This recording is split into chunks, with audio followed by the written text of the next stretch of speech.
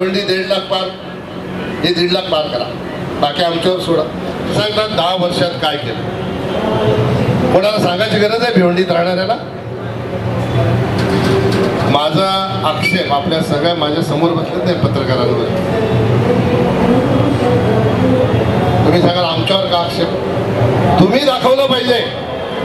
ज्या रस्त्यावर उभे राहतात ना त्या रस्त्यावर उभे राहून सांगतात 10 वर्षात काय केलं. अरे बाबा, ते कॉन्क्रीट आम्हीच केलंय ज्याच्यावर तू उभा आहेस. तत्कालीन मुख्यमंत्री पृथ्वीराज चव्हाण साहेबांनी भिवंडी शहर बकाल राहावं म्हणून 428 कोटीच्या अंडरग्राऊंड ड्रेनेज सिस्टमला स्थगिती देण्याचं काम केलं होतं. ती स्थगिती उठवून खऱ्या अर्थाने काम पूर्ण करण्याचं काम कोणी केलं असेल तर ते आम्ही केलं, देवेंद्रजींच्या आशीर्वादाने आम्ही. सांगितलं की आरोग्यासाठी काही केलं नाही. एकदा माझी तुम्हाला सगळ्यांना विनंती आहे, त्यांच्या सोबत जाऊन एकदा त्या हॉस्पिटलची व्हिजिट करा.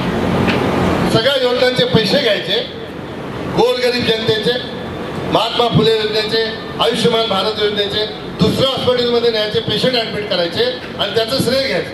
एक दिशाभूल तुमची जी केली जाते ना, ती दिशाभूल तुमची थांबली. एकाने जर प्रश्न केला की स्वतःच्या केंद्र सरकारच्या मंत्री झाल्यानंतर काय केलं?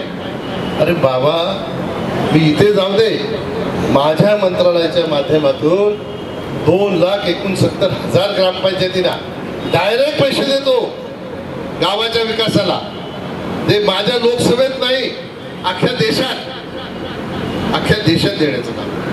या अशोकनगरच्या परिसरामध्ये कार्यालय उघडलं म्हणजे आपल्या विजयाचं खातं उघडण्यासारखं आहे. 14ला आपण कल्याण पश्चिम ही विधानसभा ही पूर्ण महायुतीच्या पाठीमागे उभी राहणारी विधानसभा. काल तुम्ही आदरणीय नेते शरद पवार साहेब यांची सभा जर बघितली असेल, माझ्याकडे व्हिडिओ आहे, 2,000 लोक सुद्धा सभेला नव्हते. किती? आणि 15 तारखेला आपल्या नेत्याची सभा होणार आहे मोदीजींची. 1 लाख लोक सभेला असणार. 1 लाख. 25 लाख दरवर्षी वाटतो की 25 लाख लाभार्थी झाले का? आज नाही वाटत. 2002 पासून 2002 पासून तेव्हापासून 25 लाख नाही वाटत. आता मी 25 लाख वया वाटतो वर्षाला. खासदार झाल्यापासून 10 वर्ष झाली. 10 वर्षात 25 लाख वया वाटल्या किती झाले लाभार्थी? किती झाले? 2.5 कोटी झाले. 2.5 कोटी मतदार कुठून आणायचे आता भिवंडी लोकसभेत?